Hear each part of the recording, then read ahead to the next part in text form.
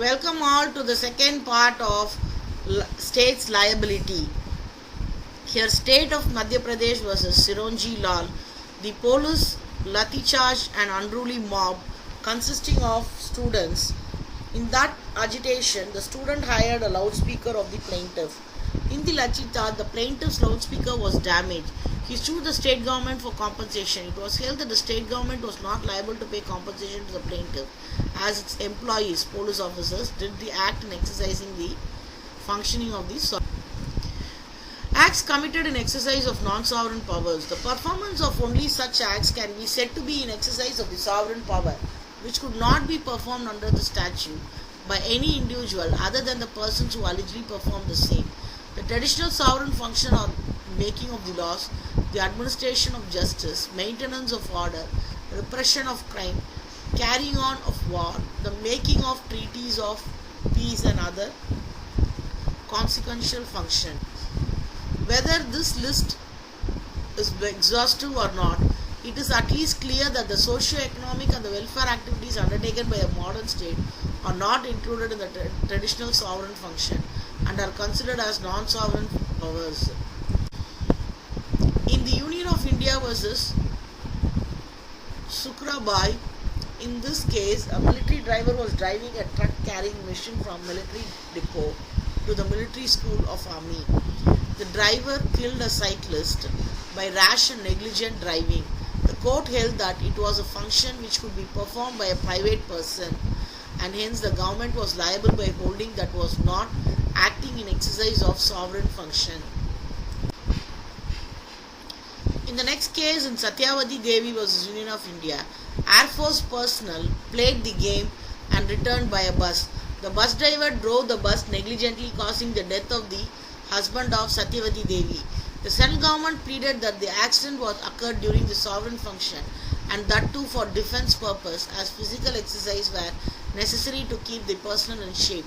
But the court rejected the government's contention and held that the act carrying the teams to play matches could be performed by private individual, and therefore it was not sovereign function and the government was liable.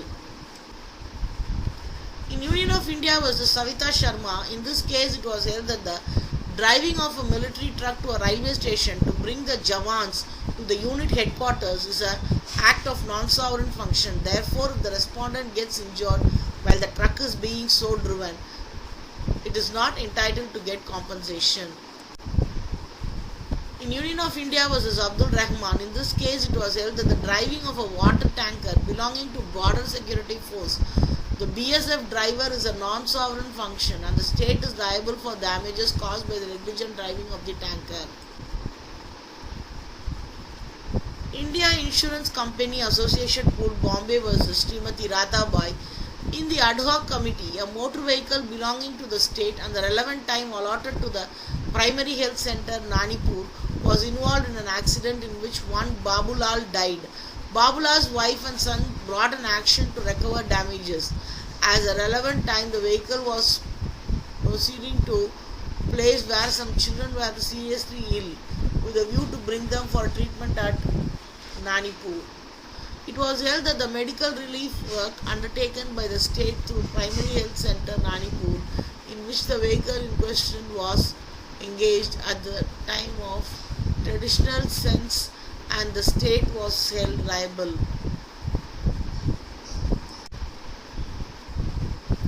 On the basis of Supreme Court decision on vicarious liability of the state for the act of its servant, following the principle emerged as per said by Dr. S.K. Kapoor, the Union of India and the state have the same liability of being sued in tort committed by their servant with the East India Company. The Union and the state are liable for damages for injuries caused by their servants if such injuries would render a private employer liable. The government is not liable for the tort committed by its servant if the act was done in exercise of the sovereign power. Sovereign power means powers which can be lawfully exercised only by a person by virtue of delegation of sovereign powers. Government is vicariously liable for tortious act of its servant which have not been committed in exercise of sovereign function. The court is to find out in each case that the impugned act was committed in exercise of delegated sovereign power. No well-defined test as to the meaning of sovereign power have been attempted or can be precisely be laid down. Each case must be decided on its own facts and functions relating to the trade, business and commercial undertaking and other socialistic activities by the welfare state, which do not come within the purview of delegated sovereign authority.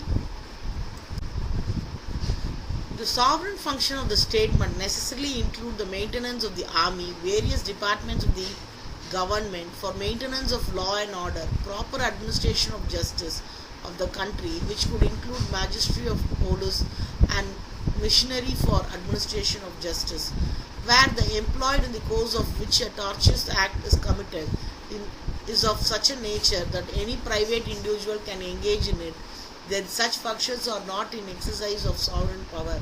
In determining whether immunity should be allowed or not, the nature of the act, the transaction in the course of which it is committed, the nature of employment of the person committing it, and the occasion for it have all been cumulative taken into consideration. Even after suggestion made by the Supreme Court, the Parliament is yet to change the existing law, due to which citizens are still suffering. A new line of action under writ jurisdiction under Article 32 and 226 has been adopted, and to render justice and compensation those whose fundamental rights to life and personal liberty under Article 21 or any other fundamental right of the Constitution of India are violated by the wrongful act of the government officials or servants while performing even sovereign function. It is a very important case in Nirabadi Behra was the state of Orissa. The petitioner's son died as a result of injury inflicted on him in a police custody. The petitioner sent a letter to the Supreme Court regarding all his sufferings. The Supreme Court treated it as a petition under Article 32 of the Indian Constitution.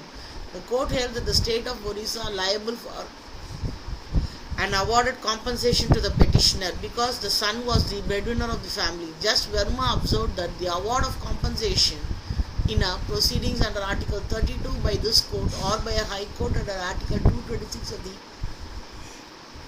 Indian Constitution is a remedy available in public law based on strict liability for contravention of fundamental rights to which the principle of sovereign immunity does not apply, even though it may be available as a defense in the private law in an action based on torts.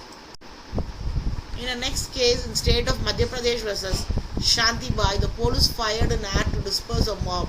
The plaintiffs were standing on the roof of their houses, sustained injury from the bullets fired in the air. The police officers was well aware of their presence. It was held that the police officers had the duty to take care of that no injury is caused to persons living in nearby houses. The police officers were negligent towards the plaintiff and hence were held liable to pay the compensation under Article 21.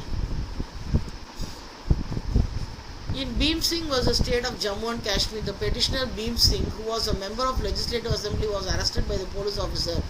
While he was on his way to Srinagar to the state, police deprived the petitioner's fundamental right under Article 21 and 22 subclause 2 of the state, where he was held liable. The court guaranteed compensation of the petitioner to be paid.